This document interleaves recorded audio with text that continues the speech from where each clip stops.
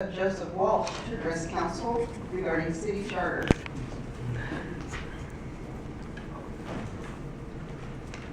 Good morning, Joe.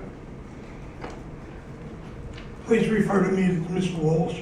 My name is Joe Walsh. I represent Individuals for Justice.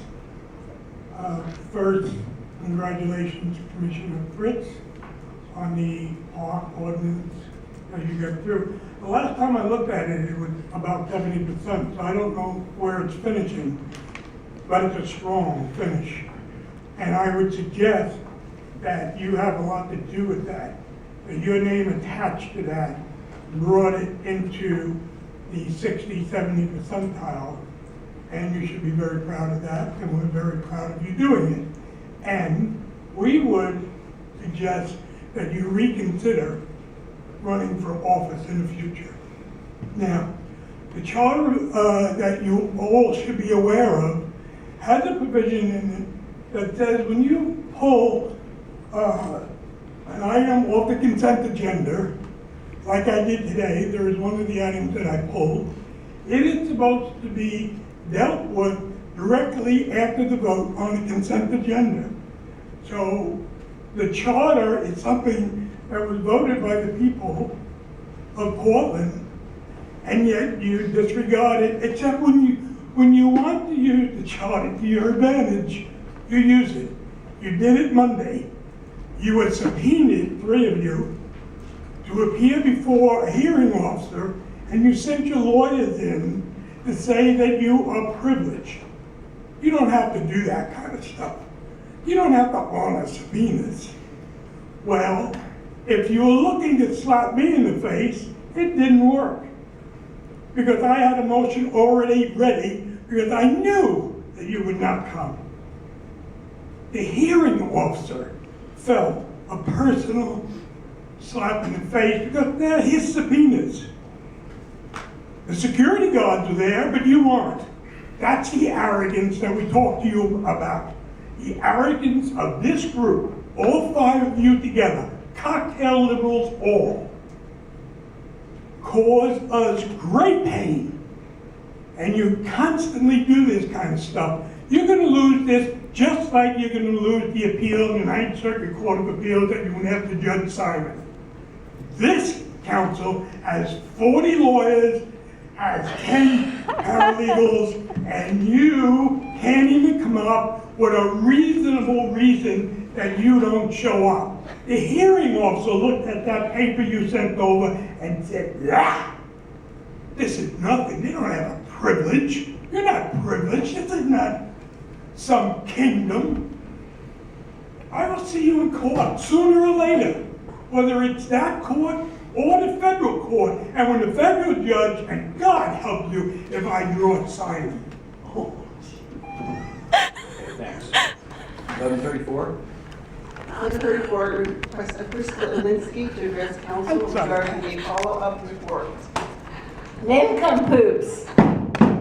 Hey, no, That's not what here. Joe Walsh did, then you kicked him out for 30 days. And we'll kick you out if you And keep that up. exactly, as you allowed the federal officer to disappear me for 2 hours last year, September 4th, and you still have not met with me, I requested to meet with all of you. My name is Crystal Elinsky, Elinski. I represent 10,000, and I see how the threats that you feel threatened by are just a mirror. Last time I was here, Amanda Fritz was concerned with the appealing the DOJ decision because she wanted the city, the people to trust you. And I said, people don't trust you. I've been very kind. I've been nice. I come here on a regular basis to tell you, as a citizen representing 10,000, where mistakes are being made. And as I learned, actually Nick Fish met with me, I learned from him, he doesn't even read he doesn't remember what I come here to say before you, and he doesn't read what I submit. And I imagine that's sort of the norm. I had 2 meetings immediately. I asked for all 5 of you, and for a year now, Mayor Hales, you've been promising to my face on this camera in the hall multiple times to meet with me about the disappearance with the federal agent. I just learned 2 weeks ago from, I'm sorry, what was your name again? Benjamin? Oh. Rachel Wiggins. I just had to look at her, I don't know. Rachel, that Cindy and Susan had decided that I was not to meet with you. And I said, well, what was the reasoning and why did it take over a year? All the time you were saying that I would definitely meet with you, and you told your staff that. In fact, when they were in the office, Rachel pretended like she didn't remember that. Really? He said you were going to meet with him? Yes, he promised. Just 10 minutes. I asked all of you 10 minutes. Dan Saltzman at least said, I will never meet with you ever about anything. But in your case, Mayor Hills, I just wonder, when I'm here to talk about how citizens cannot come to you without feeling threatened, and yet you're going to be threatened by one of our most eloquent assets to this entire institution, and try to ban us or have security guards who carry guns and curse at me and steal my things. And on a particular day, even your chief of staff was saying that he hates me and I'm like the worst person in the world, and I've been nothing but kindness here. If I feel this way and I am being disappeared and assaulted by a federal agent and you guys don't do anything about it, how do other people feel about coming here? Thanks, Crystal. Take care. Okay, let's move to 11:35. Oh, sorry, let's do consent first. Yeah, and before we do consent, I just want to note that items 1137 and 1138, which are findings in a land use case, are going to be continued until November 12th at 11 o'clock because we need more time to prepare the findings.